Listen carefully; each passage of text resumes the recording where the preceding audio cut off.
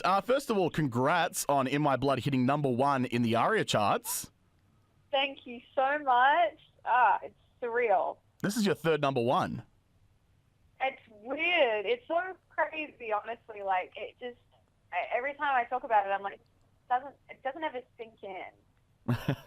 Well, speaking of the ARIAs, you performed last year at the ARIA Awards alongside Jessica Malboy singing Tina Arena's Chains. How was that experience? That was absolutely incredible. It was by far one of the most, if not the most, rewarding career moment of our lives, probably. I mean, we grew up listening to Tina and absolutely adoring her, and to be able to be, sharing a stage with her, invited by her to sing a song we grew up absolutely loving, was an incredible moment. And obviously Jess Malboy is absolutely phenomenal, and a phenomenal artist. So yeah, just it was, it felt so empowering, and it felt just, I don't know, larger than life, and we felt very, very lucky.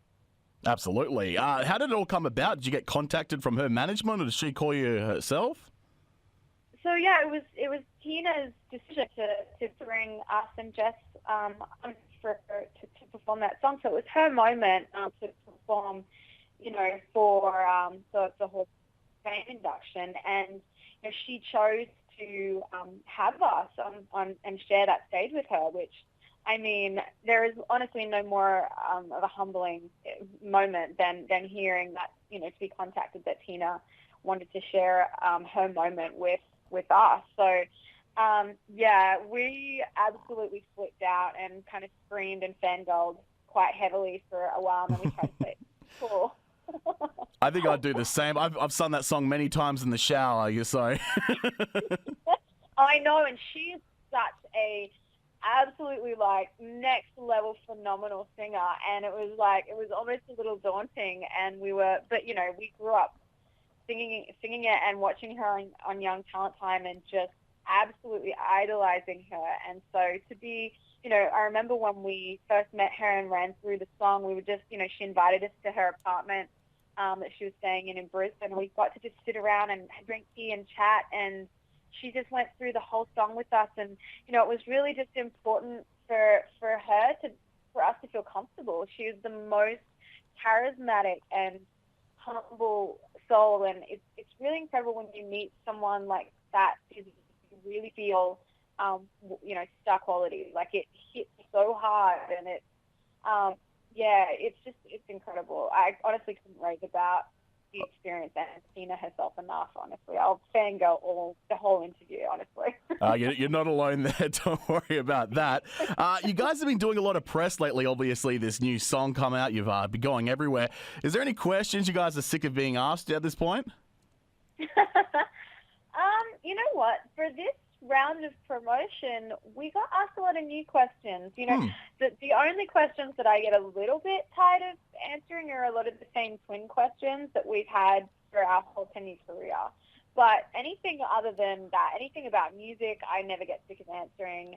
And anything about, our personal interests like health or, our conservation work, things like that, I love answering. So none of that annoys me at all. It's usually just like, do we have ESP or flexibility? Which the answer is always yes. It's just that I feel like at this point everybody knows that answer. So, yeah. Have you ever been asked about fighting another twin group, like maybe you and the Proclaimers going head-to-head and just battling it out? We've been asked that a few times. All right, cool. I'll scratch that off then. Don't worry about it.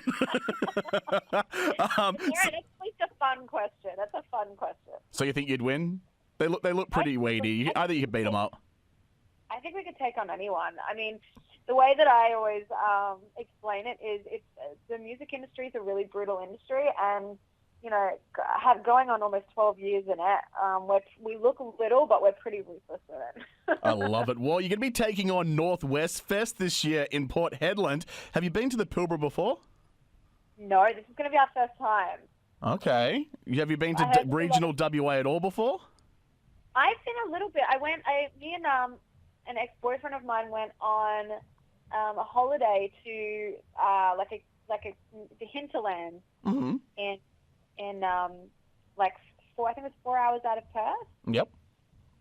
It was beautiful, but that's my only experience. I heard that there's a lot of red dirt, which I'm very excited about. Yeah, there is a lot of red dirt.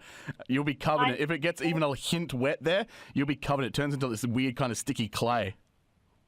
I'm really excited about that. Lisa and I have this slightly strange obsession with red rocks and red dirt. So honestly, we're going to be really excited about it. Oh, that's good. You might not leave. We might not. I would be happy to just lay there in the red dirt for the rest of forever, honestly. Excellent. Well, you've got a massive lineup going to be there alongside with you at Northwest Fest. You've got Sarah Blasco, also the Rubens, who I saw in Perth just recently. The lead singer jumped off a balcony. Are you guys going to be bringing a bit of that kind of ruckus along? We have been known to jump down to the barricades and, like, not necessarily crowd surf, but get as close as possible. I don't know, people don't expect that from a Veronicas show, so we really enjoy just shocking people a little bit. Excellent. Well, sounds pretty good. Of course, that festival is going to be on the 19th to the 21st of August. All the details you can find at northwestfestival.com.au.